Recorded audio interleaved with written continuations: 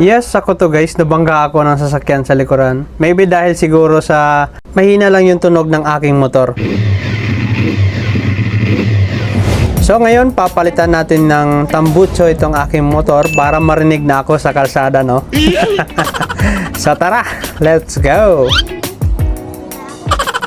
So dito gagamit lang tayo ng Allen, no? Hindi ko alam kung anong size to, para tanggalin yung heat guard sa may tambucho para makita yung clamp mismo, yung naghahawak sa yung pinakatambucho talaga.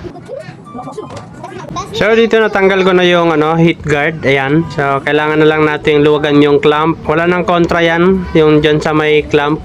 Kailangan lang ng open wrench na size 13mm. So ayun, naluwagan ko na yung clamp. Dito naman sa pinakalikod, last na lock na lang to. Kailangan ng 13 na socket, tapos open wrench na size 13 din po. Kontrahan sila.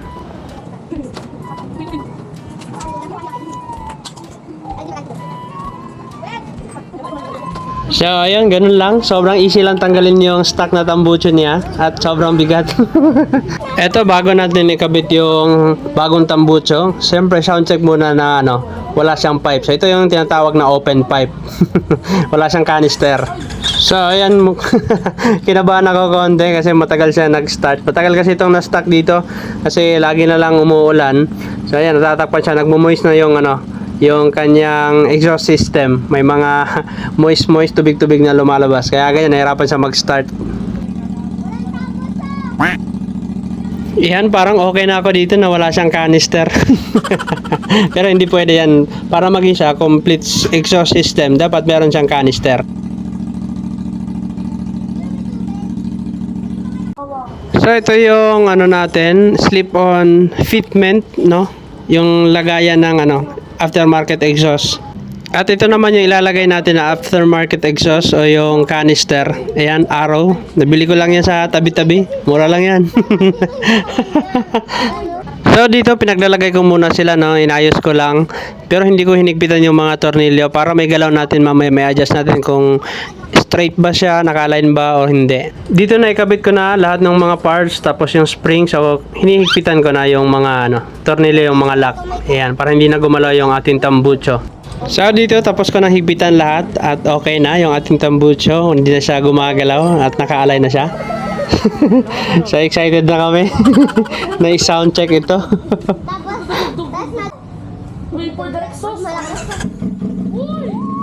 At yan na nga yung tunog niya, nakapagpalit na tayo ng tambucho. Cold start pa lang yan.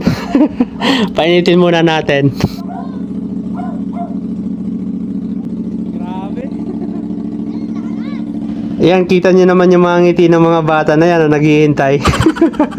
Excited marinig yung bomba. So habang hinihintay, i-bless muna nila yung tambucho na yan. Yan, i-bless muna namin yung tambucho. So ayan, nakatingin talaga sila sa panel, inaabangan nila yung temperature. Grabe yung mga bata na to. Mas excited pa sa may-ari.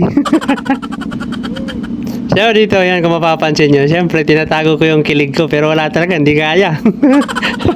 Kinikilig talaga ako sa motor ko, bagong tambucho. Yan na nga, hindi na mapakali yung aking mga kasamang bata, Sabay-sabay pa kaming kinilig, sobrang excited.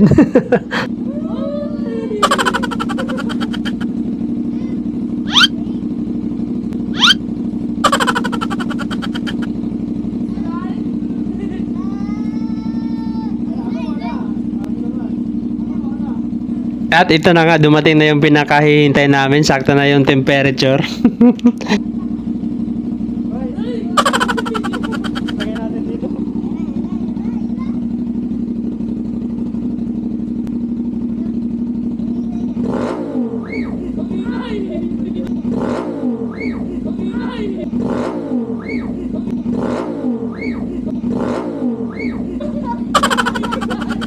At yun na nga, sabay-sabay kaming nagulat sa... Hindi namin inasahan yung tunog ng motor. So, para kaming nabitin. So, dadalhin namin muna yung motor sa labas ng kalsada. Para di kami makaabala dito sa aming mga kapitbahay. Diyos, sumobra, sir. May tamalsik na tubig sa timer. Doon tayo.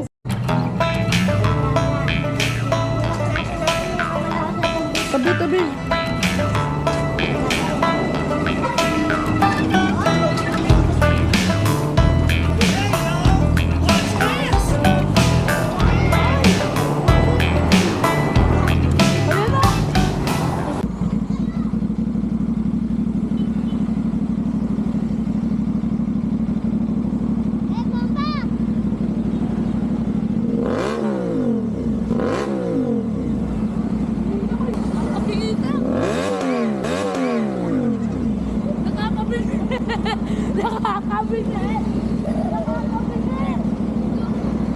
At dito naman, try natin na tumatakbo na yung motor, no?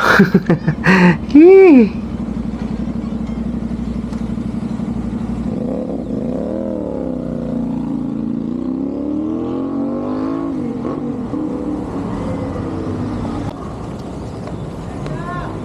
Shoutout sa mga kaklase ko sa Taal, sa 5 Taal. Shout out kay Sir shout out kay Sir George, nawala na siya. Shoutout sa papa ko. Bibinig namin si Sir. Ayun o. Sir, nakita niyo? Si Sir o. Sir, Hey! Sir, Hey!